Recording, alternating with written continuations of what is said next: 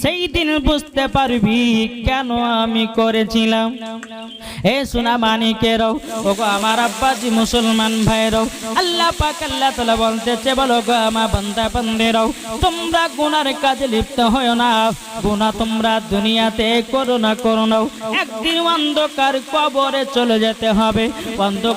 অন্ধকার কবর এমন একটা বড় জায়গা, এ বাবাজি ইমানদারের জন্য খুশির কবর হলো, আর বেঈমানদারের জন্য কবর হলো বাবা কষ্টর জায়গা। ওই অন্ধকার কবরে কেমন করে থাকবেন বাবা?